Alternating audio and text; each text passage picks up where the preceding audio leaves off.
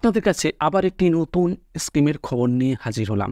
আপনি যদি সর্বনিম্ন মাসে ৫০০ টাকা জমা করেন, আপনি কিন্তু পেয়ে যাবেন ১৫ লক্ষ টাকা পর্যন্ত রিটার্ন। এটা কিভাবে সম্ভব? কেন্দ্র সরকারের কী এমন স্কিম রয়েছে বা যোজনা রয়েছে বা পলিসি রয়েছে, তা নিয়ে আজকে আপনাদের সামনে আলোচনা করব। এরপর আপনি যদি এই ৫০০ টাকাটা বাড়াতে থাকেন, ১০০০ বা ১৫০০ বা ২০০০ ৩০০০ করতে থাকেন, আপনার টাকার অঙ্কটা এইভাবে যদি আপনি কিছুটা বাড়িয়ে দেন, প্রায় ১ কোটির কাছাকাছি পৌঁছে যাবে। এমনই একটা স্কিম নিয়ে আজ আমরা আলোচনা করব, যেটা আগে কেন্দ্র সরকারে যারা চাকরি করতো তারাই করতে পারত। এখন কিন্তু কেন্দ্র সরকার জনসাধারণের জন্য এটা খুলে দিয়েছে। এমনই স্কিম যার নাম হলো ন্যাশনাল পেনশন সিস্টেম, অর্থাৎ এটাকে ন্যাশনাল পেনশন স্কিমও বলা যায়। চলুন আমরা এই ন্যাশনাল পেনশন স্কিমের ডিটেলসটা জেনে নিই। বিশদে আপনি আবেদন করতে পারবেন কি না, আপনি আবেদন করতে পারলে এর সিস্টেম কী রয়েছে, কী কী ডকুমেন্টস লাগবে, কোথায় যোগাযোগ করবেন, আপনার কত সুদ রয়েছে, সমস্ত খুঁটিনাটি তথ্য এই স্কিমের আমরা দেখে নেব। তার আগে আপনি যদি এই চ্যানেলে প্রথম হয়ে থাকেন, তাহলে অবশ্যই চ্যানেলটাকে সাবস্ক্রাইব করে দেবেন এবং সঙ্গে থাকা বেল আইকনটি বাজিয়ে দেবেন, যাতে সবার আগে এই রিলেটেড নতুন নতুন খবর পেয়ে যেতে পারেন। চলুন আমরা ভিডিওর মূল পর্বে চলে যাই। এই যে জাতীয় পেনশন প্রকল্প, যা আগে নতুন পেনশন স্কিম নামে পরিচিতি ছিল, যা হলো ভারত সরকারের নাগরিকের জন্য একটি উন্মুক্ত পেনশন ব্যবস্থা। এই পেনশনটি চালু হয়েছে 1 জানুয়ারি 2004 সালে এটি কার্যকর হয়েছিল। সবার প্রথমে এটি কিন্তু কেন্দ্র সরকারের যারা কর্মচারী ছিল তাদের জন্য বাধ্যতামূলক করা হয়েছিল। পরবর্তীকালে এটা কিন্তু 2009 সাল থেকে এটা সমস্ত ভারতীয় নাগরিকের জন্য মুক্ত করা হয়েছে। বুঝলেন? আপনিও যদি চাকরি না করেন, আপনিও এটা খুলতে পারবেন। এমপিএস হলো সশস্ত্র বাহিনীতে কর্মরত ব্যক্তি ছাড়া যারা ধরুন সরকারি কাজ করছে বা বেসরকারি কাজ করছে, এমনকি অসংগঠিত ক্ষেত্রে যে সকল কর্মচারীরা তাদের কাজ করে, তাদের জন্য একটি পেনশন প্ল্যান। এই স্কিমে গ্রাহকরা ন্যূনতম মাসিক কিস্তি ৫০০ টাকা, অর্থাৎ আপনি সর্বনিম্ন ৫০০ টাকা জমা করতে পারবেন, অথবা আপনি বছরে ৬০০০ টাকা আবেদন করতে পারবেন। অর্থাৎ আপনি ৬০০০ টাকা মাসে ৫০০ মানে আপনার বছরে ৬০০০ টাকাই হচ্ছে। আপনাকে কিন্তু এটা মিনিমাম জমা করতে হবে। এরপর এই এমপিএস স্কিমে আপনি কত % সুদ পাবেন? আপনি এই মুহূর্তে স্কিমে সুদ পাবেন ৯% থেকে ১২% পর্যন্ত আপনি সুদ পাবেন। এই মুহূর্তে কেন্দ্র বা রাজ্য সরকারের এমন কোনো স্কিম বা পলিসি নেই যেখানে ৯ থেকে ১২% সুদ দেয়। সব থেকে সর্বহাইয়েস্ট ইপিএফ বা পিএফ যাই বলুন না কেন, তাতেও কিন্তু এত সুদ নেই। সুদ এটাতে প্রচুর পরিমাণে রয়েছে। আর একটা খুব সুন্দর স্কিম, ন্যাশনাল পেনশন স্কিম মানুষের কর্মসংস্থানের সময় নিয়মিত একটি পেনশন অ্যাকাউন্টে বিনিয়োগ করতে হয়। অর্থাৎ আপনি যখন এই অ্যাকাউন্টে চাকরি করছেন বা আপনি না চাকরি করলেও যেহেতু করতে পারছেন, সেই জন্য আপনি কি একটা নিয়মিত আপনাকে কিন্তু রাশি অর্থাৎ টাকা আপনাকে কিন্তু এখানে জমা করতে হয়। গ্রাহক অবসরের সময় এটা থেকে কিন্তু আপনি পেনশন পাবেন। অবসর গ্রহণের আগে গ্রাহকের করা অবদান, অর্থাৎ আপনি যে জমা দিলেন, এবং বাজার সংযুক্ত রিটার্নের সঙ্গে সম্পর্ক রয়েছে, এবং তার সাথে আপনার এই যে বাজার দরের যে মূল্যবৃদ্ধি হচ্ছে, তার সাথে কিন্তু এই ন্যাশনাল পেনশন স্কিম একটা সামঞ্জস্য রেখে সেই পরিমাণ রিটার্ন দেওয়ার চেষ্টা করে। এই জন্য আপনি অবসর গ্রহণের পরে আপনি কিন্তু যে টাকাটা জমা করলেন তার 60% তুলে নিতে পারবেন, এবং অবশিষ্ট 40% টাকা মাসিক পেনশন হিসেবে পাবেন। ধরুন আপনি সব মিলিয়ে ১০ লক্ষ টাকা জমা করেছেন, ১০ লক্ষ টাকার 60% অর্থাৎ ৬ লাখ টাকা আপনি চাইলে পুরো ৬০ বছর পর নগদ টাকাটাই আপনি কিন্তু তুলে নিতে পারবেন। আর আপনার যে ৪ লাখ টাকা জমা রইল, এই ৪ লাখ টাকাটা আপনি কিন্তু এটা মাসে মাসে পেনশন হিসেবে পেতে থাকবেন। আর একটা এখানে কথা বলে রাখি আপনাদেরকে, এটা কিন্তু সম্পূর্ণ ট্যাক্স ফ্রি। এই যে আপনি যে 40% টাকাটা যেটা পেনশন পাবেন, এটার কিন্তু আপনার কোনো ট্যাক্স লাগছে না। যে পূর্বে এমপিএস শুধুমাত্র কেন্দ্র সরকারি কর্মচারীদের জন্য প্রযোজ্য ছিল, কিন্তু এখন পিএফআরডিএ সমস্ত ভারতীয় নাগরিকদের জন্য উন্মুক্ত করেছে। ১/১২/২০০৪ পরে যোগদানকারী কেন্দ্র সরকার কর্মচারীদের ক্ষেত্রে এমপিএস বাধ্যতামূলক করা হয়েছে। এরপর এখানে রিটার্ন বা সুদ, আমি আপনাদেরকে সবার প্রথমে বললাম যে এখানে রিটার্ন এবং সুদের দেখুন এখানে পার্থক্য কী রয়েছে। প্রচুর এখানে কিন্তু রিটার্ন থাকে, ৯% থেকে ১২% পর্যন্ত এখানে রিটার্ন প্রদান করা হয়েছে এখনও পর্যন্ত।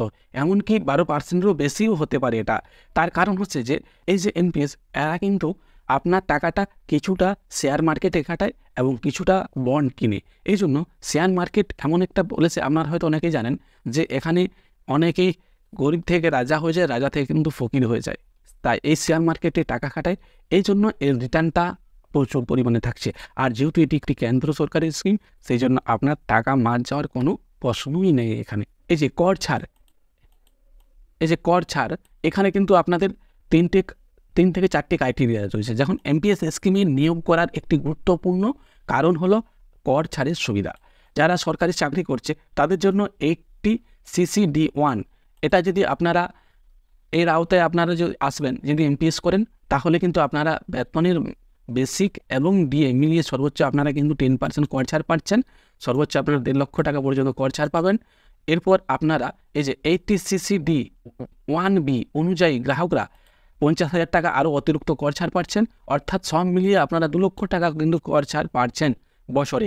এরপর এছাড়া আপনারা এই যে 80 CCE 1.5 লক্ষ টাকা কর ছাড়ের পরেও আপনারা এই যে ধারা 80 CCD2 অনুযায়ী কোনো বেতনভোগী ব্যক্তির এই যে নিয়োগকর্তা যদি এমপিএস এই যে অবদান থাকে, তাহলে আপনারা মাসিক যে বেতন তার বেসিক এবং ডিএ মিলিয়ে সর্বোচ্চ 10% এবং সরকারি কর্মচারীদের ক্ষেত্রে বেসিক এবং ডিএ মিলিয়ে সর্বোচ্চ 14% সর্বোচ্চ 14% আয় করের কিন্তু এখানে সুবিধা আপনারা পেয়ে যাচ্ছেন।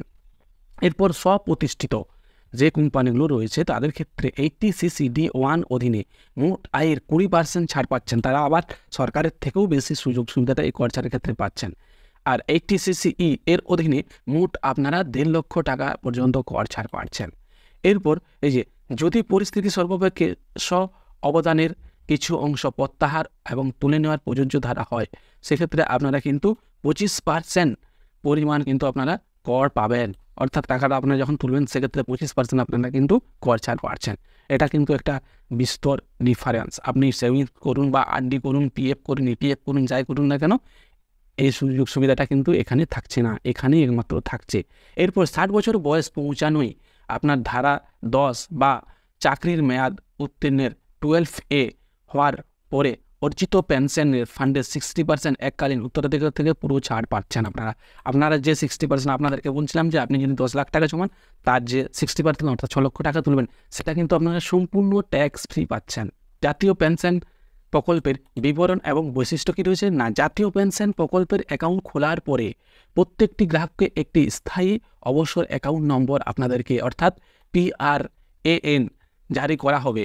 গ্রাহকের মোট অবদান অর্থাৎ আপনারা যে টাকাটা জমা দিলেন, যে তহবিলের সমস্ত হিসাব রক্ষার কাজে এই PRAN নাম্বারটা কিন্তু আপনাদের ব্যবহার করা হবে।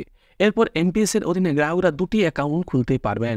একটি হচ্ছে টায়ার 1 আর একটি হচ্ছে টায়ার 2। প্রথমটি হচ্ছে ডিফল্ট অ্যাকাউন্ট, অর্থাৎ আপনারা যখন এমপিএস অ্যাকাউন্ট খুলছেন সেটাই হচ্ছে টায়ার 1 অ্যাকাউন্ট। এই টায়ার অ্যাকাউন্ট খোলার পরে আপনারা কিন্তু টায়ার 2টা খুলতে পারবেন।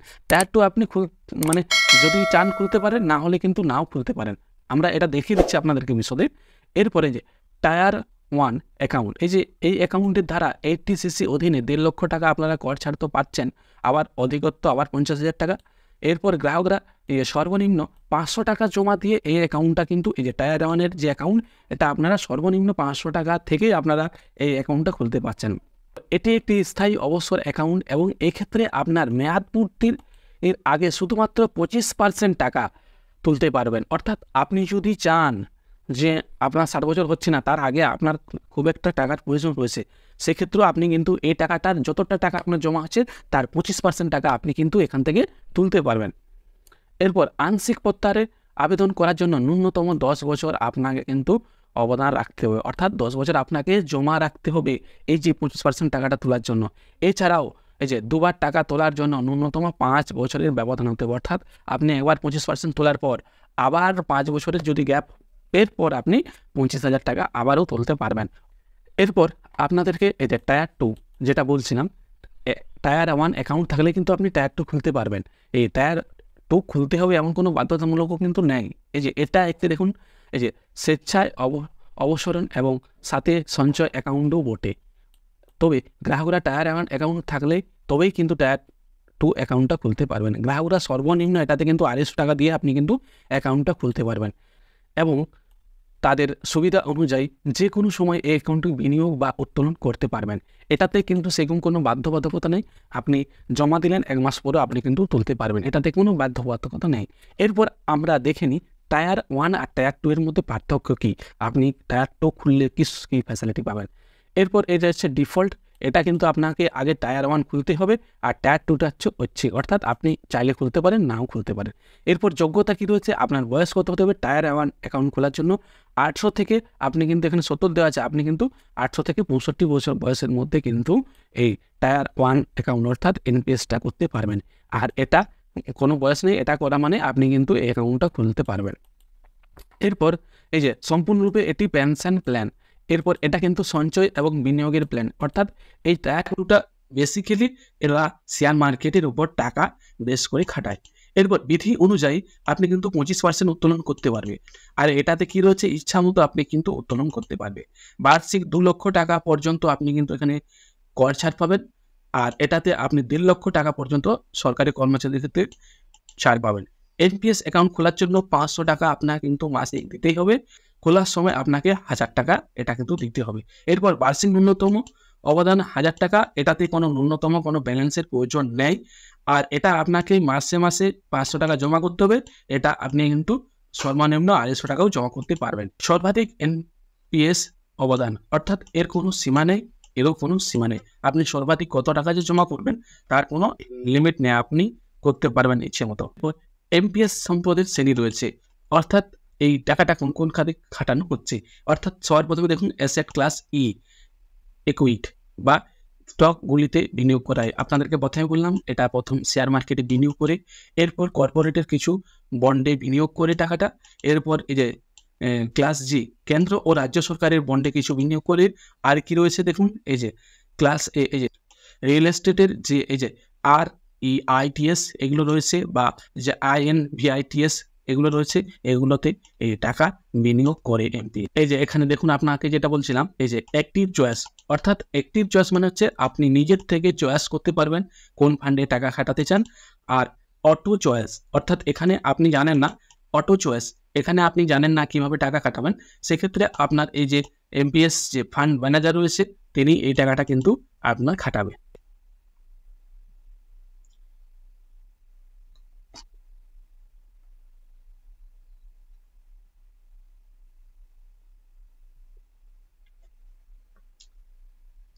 এরপর এই ন্যাশনাল পেনশন স্কিম খোলার যোগ্যতা কি লাগবে? সবার প্রথমে আপনাকে কিন্তু ভারতীয় নাগরিক কিন্তু হতে হবে। আবেদনকারীর বয়স 18 থেকে 70 বা 65 হতে হবে। আবেদনকারীর যে কেওয়াইসি নিয়মগুলি মানতে হবে। কেওয়াইসি মানে আপনাকে যে আধার কার্ডের মাধ্যমে যে কেওয়াইসি রয়েছে সেই সিস্টেমটা আপনাকে করতে হবে। এনপিএস এর একটি সশস্ত্র পেনশন অ্যাকাউন্ট, এটি একটি তৃতীয় ব্যক্তির পক্ষে খোলা যাবে না, অর্থাৎ আপনি নিজেই নিজের এনপিএস অ্যাকাউন্টটা খুলতে পারবেন, কোনো তৃতীয় ব্যক্তি এই অ্যাকাউন্টটা কিন্তু খুলতে পারবে না।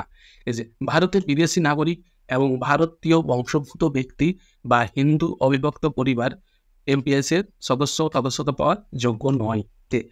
আপনি অনলাইন বা অফলাইন উভয় ক্ষেত্রে কিন্তু এই এমপিএস অ্যাকাউন্টটা খুলতে পারবেন। এর জন্য আপনার কি লাগবে, আধার কার্ড, প্যান কার্ড বা ব্যাংক অ্যাকাউন্ট থাকতে হবে। এবং আপনি যদি আপনার অ্যাকাউন্টটি প্যান, আধার এবং মোবাইল নাম্বারের সাথে লিঙ্ক করেন তবে আপনি কিন্তু এমপিএস অ্যাকাউন্ট খুলতে পারবেন। আপনার ব্যাংক অ্যাকাউন্টের সাথে আধার, প্যান এবং মোবাইল নাম্বার লিঙ্ক থাকতে হবে, তাহলে কিন্তু আপনি এটা খুলতে পারবেন। এটা কিন্তু আপনি এই যে অনলাইন প্রক্রিয়াও আবেদন করতে পারবেন। অনলাইন আবেদন করার জন্য আপনি কি করবেন, এমপিএস পোর্টালে যাবেন, গিয়ে সেখান থেকে আপনাকে এই যে প্রসেসটা দেখছেন, এই যে এমপিএস এনএসডিএল এর গভর্নেন্স এই পোর্টালে গিয়ে এই যে এমপিএস যে রয়েছে সিস্টেম, এখানে গিয়ে আপনাকে কিন্তু অনলাইনে ফর্মটা ফিল আপ করতে হবে। সেখান থেকে আপনি আপনার আধার কার্ড নাম্বার দিবেন এবং ওটিপি জেনারেট হবে, তারপরে আপনি খুলতে পারবেন। আর আপনি এটা পোস্ট অফিসে গেলেও, আপনি যদি ভারতবর্ষের যে কোনো ইন্ডিয়ান পোস্ট অফিসে যান খুলতে পারবেন, আপনি ব্যাংকে গেলেও ব্যাংক থেকেও আপনি কিন্তু খুলতে পারবেন। এরপর আপনাদেরকে আমি দেখিয়ে দিই কত টাকা ইনভেস্ট করলে কত টাকা আপনারা কিন্তু এনপিএস অ্যাকাউন্টে পাবেন। দেখুন, আপনি যদি মাসে 500 টাকা ইনভেস্ট করেন আর আপনি মিনিমাম যদি আমি 10% রিটার্ন ধরি, 12% ধরছি না, 10% যদি ধরি আমি, আর আপনার এজ যদি 18 বছর হয়, তাহলে আপনি জমা করছেন কত? 2,52,000 টাকা, আর রিটার্ন কত পাচ্ছেন দেখুন, 15,48,859 টাকা। এরপর এটাকে যখনই আপনি বারবার বাড়াতে যাবেন, অর্থাৎ 500 থেকে যদি আপনি এটাকে যদি 1000 করেন না, তাহলে দেখুন এর ডিফারেন্সটা কি হয়, সঙ্গে সঙ্গে 30 লক্ষ টাকা হয়ে যাচ্ছে এটা। এরপর এটাকে আপনি যদি 3,000 টাকা করেন, দেখুন কি হয় অবস্থাটা। মাসে যদি আপনি 3,000 টাকা ইনভেস্ট করেন, তাহলে 92 লক্ষ টাকা, 92,93,156 টাকা, প্রায় 93 লক্ষ টাকা। আর আপনি যদি 4,000 টাকা মাসে দেন, তাহলে তো আর কোনো কথাই নাই, জমা করছেন কত? 20 লক্ষ টাকা, আর পাচ্ছেন 1,23,90,000 টাকা রিটার্ন পাচ্ছেন। ভেবে দেখেছেন কি সুবিধা? আমি শুধুমাত্র এই এনপিএস অ্যাকাউন্টের কি সুবিধা রয়েছে সেটাই আমি আপনাদের সামনে তুলে ধরলাম। ভিডিওটা যদি ভালো লাগে তাহলে অবশ্যই ভিডিওটাকে লাইক করুন। আর আপনি যদি এই চ্যানেলে এই ভিডিওটা প্রথম দেখছেন, তাহলে অবশ্যই চ্যানেলটাকে সাবস্ক্রাইব করে দেবেন। আর ভিডিওটা বুঝতে যদি কোথাও অসুবিধা হয়, তাহলে অবশ্যই ভিডিওর কমেন্ট বক্সে কমেন্ট করুন, আমি আপনার কমেন্টের উত্তর দেবো। সবাই ভালো থাকুন, সুস্থ থাকুন, দেখা হচ্ছে আবার একটি নতুন ভিডিওতে।